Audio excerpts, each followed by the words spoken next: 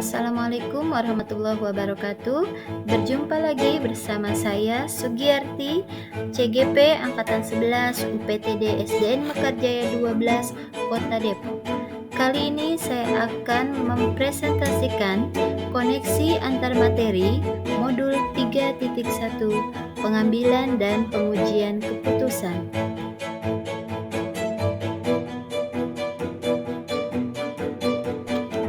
Mengajarkan anak menghitung itu baik, namun mengajarkan mereka apa yang berharga atau utama adalah yang terbaik.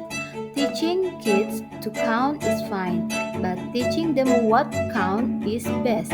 Kutipan dari Bob Talbert.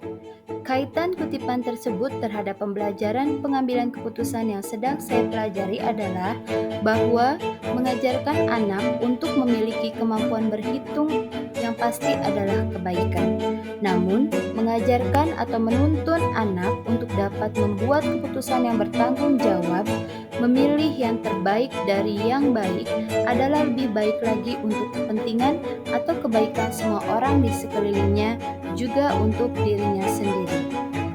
Ada 3 prinsip yang kita anut atau telah kita pelajari dalam pengambilan keputusan, yaitu berpikir berbasis hasil akhir, berpikir berbasis peraturan, dan berpikir berbasis rasa peduli. Penggunaan prinsip-prinsip tersebut dalam pengambilan keputusan disesuaikan dengan kondisi yang dihadapi. Dalam kasus dilema etika, tidak semua prinsip kita ambil dalam pengambilan keputusan. Namun boleh kita ambil 1 atau 2 bahkan ketiganya, jika memang dianggap sesuai. Namun demikian, apapun prinsip yang digunakan haruslah memiliki nilai-nilai kebajikan universal yang berpihak pada murid dan dapat dipertanggungjawabkan, sehingga nantinya keputusan yang diambil akan memberikan dampak yang positif bagi diri sendiri juga orang-orang yang terlibat dalam kasus tersebut. Sebagai seorang pemimpin pembelajaran, kita dapat berkontribusi pada proses pembelajaran murid. Kita harus menjadi teladan bagi murid kita dalam setiap pengambilan keputusan. Kita harus menerapkan pengambilan keputusan yang bertanggung jawab, yang berpihak pada murid dan mencakup di dalamnya nilai-nilai kebajikan universal. Ada sebuah kutipan yang berbunyi, "Education is the art of making men ethical." Artinya, pendidikan adalah sebuah seni untuk membuat manusia menjadi berperilaku etis. Kutipan dari Georg Wilhelm Friedrich Hegel. Maksud kutipan tersebut menurut saya, jika dikaitkan dengan proses pembelajaran yang telah saya alami, bahwa memang benar bahwa pendidikan itu adalah proses menuntun, baik dalam hal pengetahuan akademik maupun pengetahuan akhlak atau etika. Dengan pembelajaran pengambilan keputusan yang berpihak pada murid, dengan di dalamnya ada paradigma, prinsip, dan 9 langkah pengambilan keputusan, maka kita mengajarkan anak atau menuntun anak untuk belajar segala hal dengan penuh tanggung jawab. Untuk semakin jelasnya kita terhadap koneksi antar materi modul 3.1 ini, ada beberapa pertanyaan pemantik. Yang pertama yaitu, bagaimana filosofi Ki Hajar Dewantara dengan Pratap Triloka memiliki kaitan dengan penerapan pengambilan keputusan sebagai seorang pemimpin? Filosofi Ki Hajar Dewantara dengan Pratap Triloka yaitu Ingarso Sungtulodo, yang artinya seorang pemimpin harus mampu memberi tauladan, Ingmadyo Mangunkarso, yang artinya seorang pemimpin harus mampu memberikan dorongan, semangat, dan motivasi dari tengah, Tutwuri Handayani, seorang pemimpin harus mampu memberi dorongan dari belakang. Jika dikaitkan dengan penerapan pengambilan keputusan sebagai seorang pemimpin adalah bahwa kita harus bisa menempatkan diri kita dalam pengambilan keputusan tersebut, sehingga keputusan yang diambil dapat dipertanggungjawabkan oleh semua yang terlibat, dan tentunya keputusan tersebut harus memiliki nilai-nilai kebajikan dan berpihak pada murid, sehingga kita tidak sewenang-wenang dalam mengambil keputusan. Berikutnya adalah bagaimana nilai-nilai yang tertanam dalam diri kita berpengaruh kepada prinsip-prinsip yang kita ambil dalam pengambilan suatu keputusan. Nilai-nilai yang tertanam dalam diri kita akan berpengaruh terhadap keputusan yang diambil.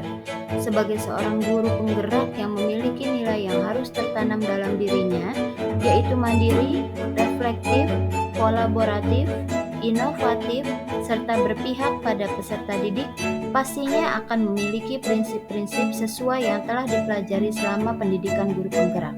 Jika diterapkan dan diimplementasikan dengan benar dan bertanggung jawab, keputusan yang diambil pasti akan memiliki 3 prinsip, yaitu berpikir berbasis hasil akhir atau ends-based thinking, berpikir berbasis peraturan, rule-based thinking, dan berpikir berbasis rasa peduli, care-based thinking, dalam setiap penyelesaian dilema atau kasus yang sedang dihadapi.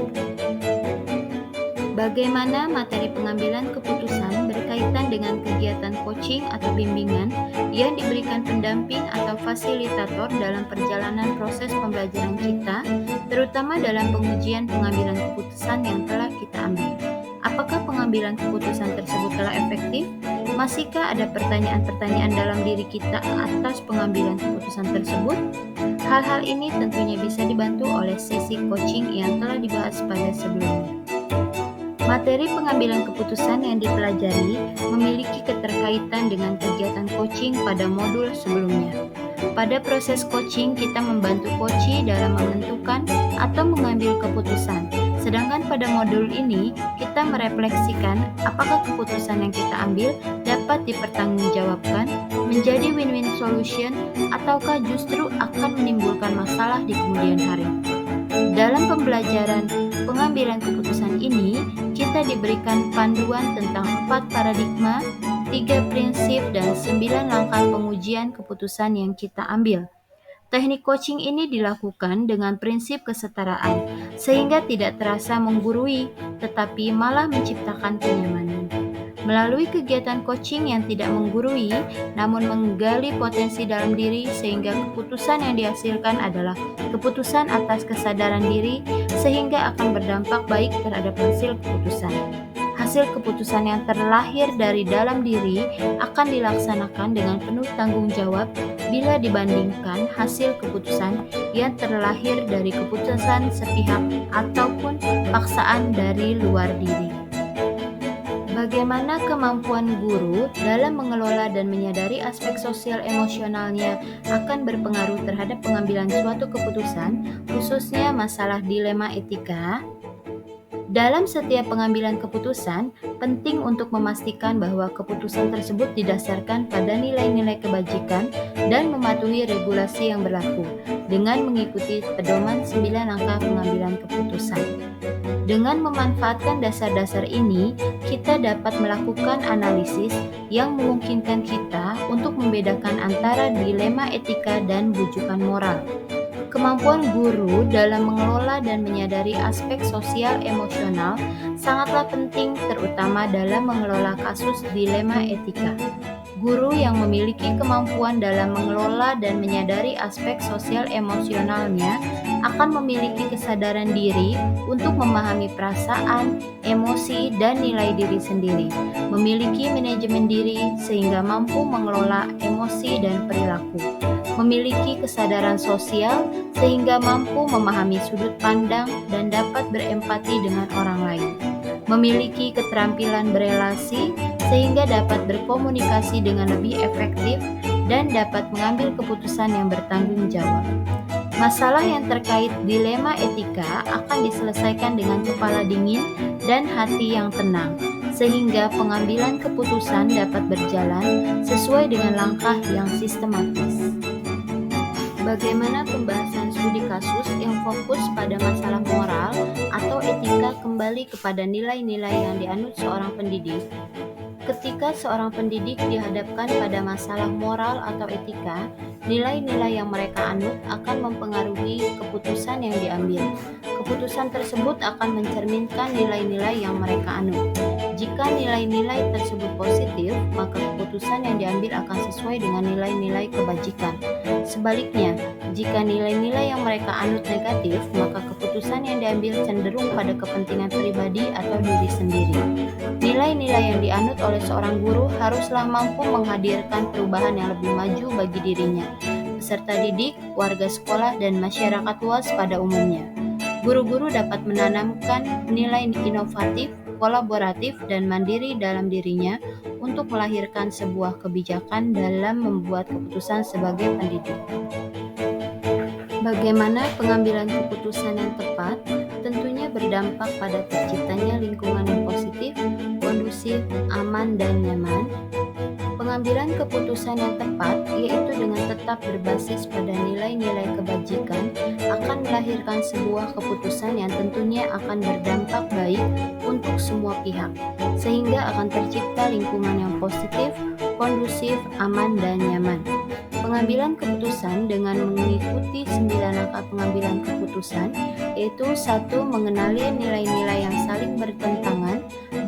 Menentukan siapa yang terlibat dalam situasi ini, 3. Kumpulkan fakta-fakta yang relevan dengan situasi ini, 4. Pengujian benar atau salah, 5. Pengujian paradigma benar lawan benar, 6. Melakukan prinsip resolusi, 7. Investigasi opsi trilema, 8. Buat keputusan, 9. Lihat lagi keputusan dan refleksikan. Namun, 9 langkah pengambilan keputusan ini adalah panduan, bukan sebuah metode yang kaku dalam penerapannya.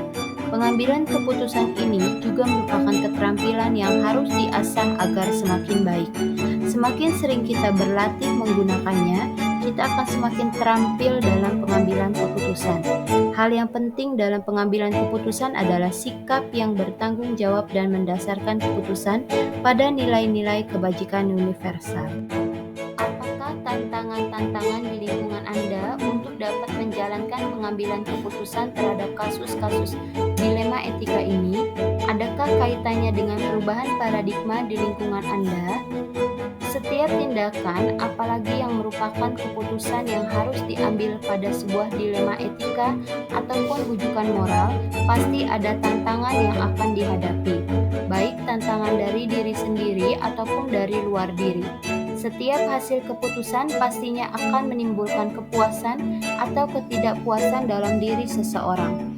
Namun, jika kita memutuskan sebuah dilema etika dengan mengikuti 9 langkah pengambilan keputusan, maka diharapkan dapat mengurangi perasaan tidak nyaman dan keputusan yang saya ambil dapat diterima oleh semua pihak, karena langkah-langkah tersebut benar-benar mempertimbangkan segala hal. Pastinya juga tantangan tersebut memiliki kaitan dengan perubahan paradigma di lingkungan sekolah, terutama ketika sebuah keputusan yang kita ambil itu merupakan bagian dari perintah atasan, misalnya kepala sekolah. Keputusan tersebut biasanya bersifat memaksa, tidak mengindahkan kebaikan untuk semua. Namun, perubahan paradigma tersebut dapat kita perbaiki dengan salah satu cara, yaitu sebaiknya dalam membuat keputusan lebih demokratis dan ada kolaborasi yang baik untuk menciptakan kebahagiaan untuk semua pihak dan tentu berbasis nilai-nilai kebajikan juga berpihak pada murid. Apakah pengaruh pengambilan keputusan yang kita ambil ini dengan pengajaran yang memerdekakan murid-murid kita? Bagaimana kita memutuskan pembelajaran yang tepat untuk potensi murid kita yang berbeda-beda? Keputusan haruslah selalu bertujuan pada keberpihakan pada murid. Ketika sebuah keputusan dibuat dengan mengedepankan kepentingan dan kebutuhan murid, maka akan terwujud pengajaran yang memerdekakan murid. Untuk mengakomodasi potensi murid kita yang berbeda-beda, pembelajaran berdiferensiasi adalah solusinya. Apabila seorang guru telah memutuskan dan memilih pembelajaran yang berdiferensiasi, di mana kebutuhan peserta didik dapat terakomodasi secara keseluruhan, maka pengajaran yang memerdekakan murid-murid akan tercapai. Selain itu, kita juga harus membiasakan disiplin positif agar menjadi kebiasaan yang akhirnya menjadikan budaya positif. Bagaimana seorang pemimpin pembelajaran dalam mengambil keputusan dapat mempengaruhi kehidupan atau masa depan murid-muridnya? Ketika seorang guru atau pemimpin pembelajaran menghasilkan sebuah keputusan yang berpihak pada murid dengan mengikuti 9 langkah pengambilan keputusan yang baik, maka tentu saja akan berpengaruh positif juga terhadap masa depan mereka. Mereka akan melihat guru atau pemimpin pembelajaran tersebut dalam pengambilan keputusan tersebut. Seorang pemimpin pembelajaran yang mengambil keputusan dengan tepat dengan keberpihakannya pada murid akan menciptakan kondisi ideal yang memberikan dampak akhir mewujudkan pembelajaran yang well-being untuk masa depan yang lebih baik. Namun sebaliknya, jika kita mengambil keputusan hanya berpihak pada satu pihak saja, maka akan menciptakan murid-murid yang tidak bertanggung jawab akan hasil keputusan atau bahkan merasa kecewa berkepanjangan atas hasil keputusan yang didapat secara sepihak tersebut. Apakah kesimpulan akhir yang dapat Anda tarik dari pembelajaran modul materi ini dan keterkaitannya dengan modul-modul sebelumnya? Pratap Triloka yang diciptakan oleh Ki Hajar Dewantara terdiri atas 3 semboyan, yaitu Ingarso Sungtulodo, Ingmadio Mangunkarso, Tutwuri Handayani, adalah sebuah pedoman atau panduan yang bisa digunakan oleh guru sebagai pemimpin pembelajaran untuk mengambil keputusan untuk pembelajaran yang dilakukannya. Kita akan dapat melaksanakan pengambilan keputusan sesuai posisi atau kondisi kita saat mengalami dilema etika tersebut. Nilai-nilai dan peran kita sebagai pemimpin pembelajaran akan mempengaruhi keputusan yang kita ambil. Semakin baik nilai yang ada dalam diri seorang guru sebagai pemimpin pembelajaran, maka keputusan yang diambil akan semakin bijak dan baik. Nilai akan mempengaruhi cara kita dalam mengambil keputusan dan prinsip apa yang akan kita gunakan.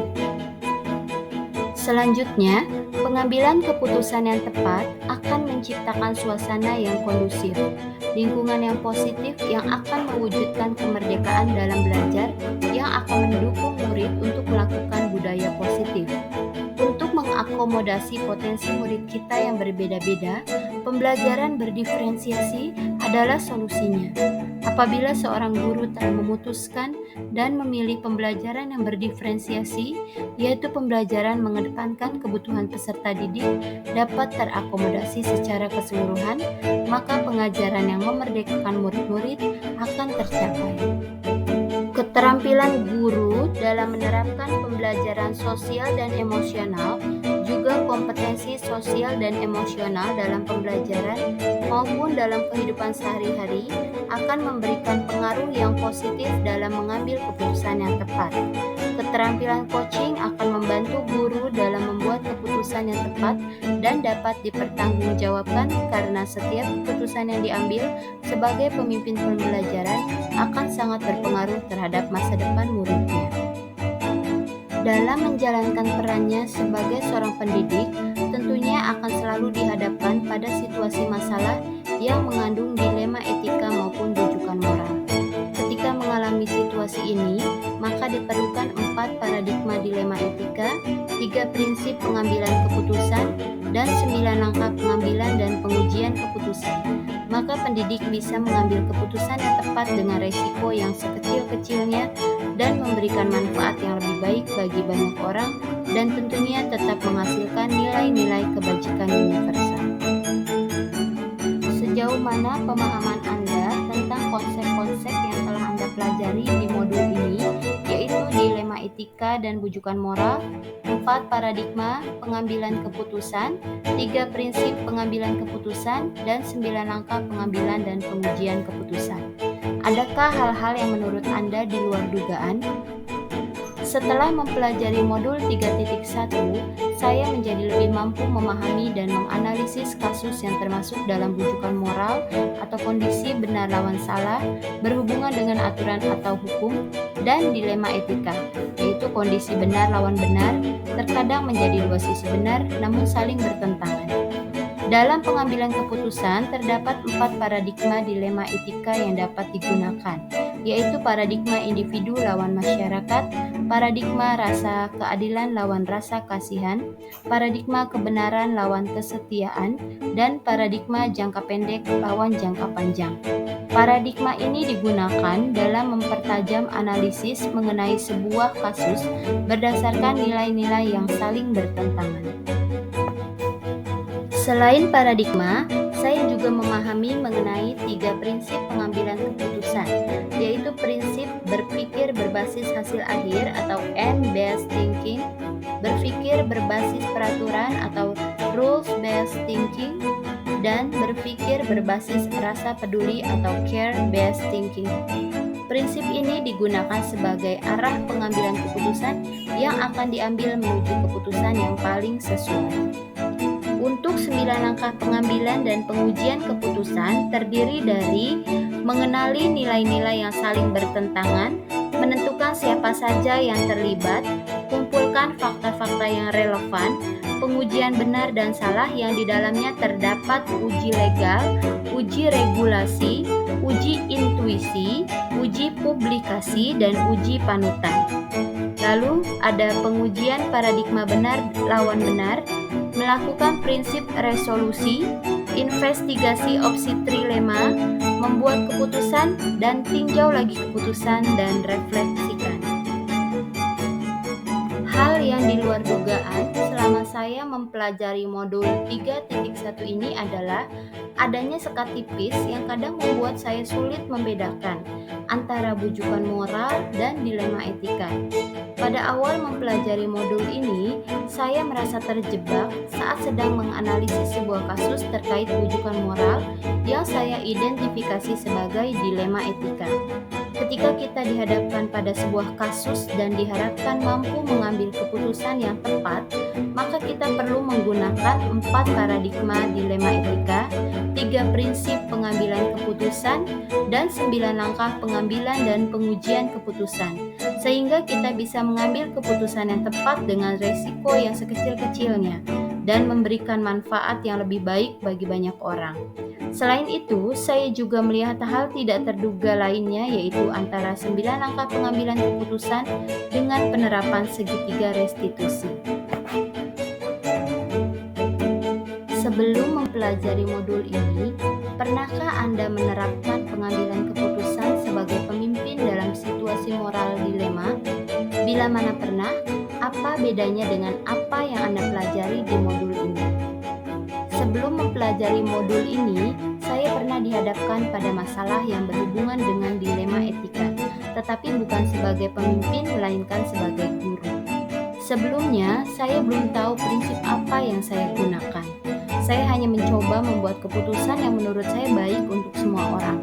Bahkan mungkin menurut orang tersebut hanya baik untuk salah satu pihak saja.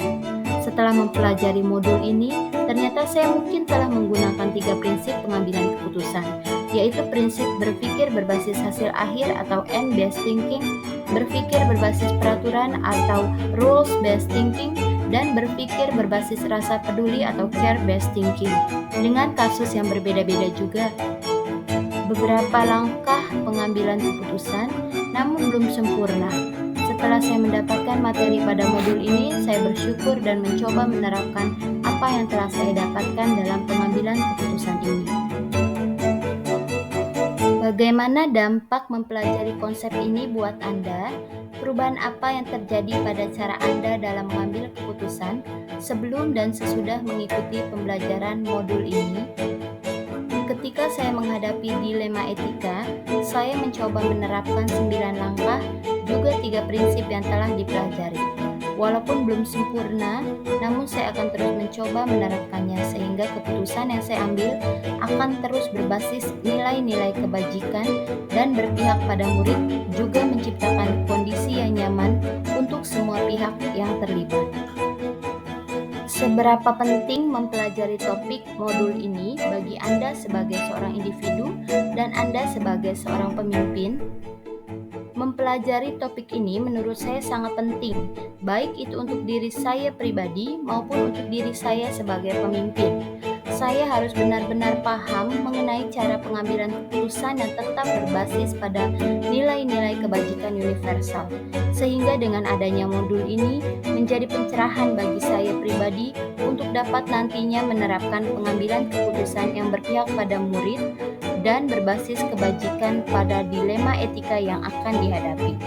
Saya yakin dengan konsisten menerapkan apa yang telah dipelajari, maka keputusan yang baik untuk semua pihak akan tercipta. Kesejahteraan pihak-pihak yang terlibat akan tercapai. Juga tercipta kondisi yang nyaman untuk semua. Demikian presentasi koneksi antar materi modul 3.1. Saya ucapkan terima kasih. salam bahagia untuk kita semua. Semoga bermanfaat. Wassalamualaikum warahmatullahi wabarakatuh.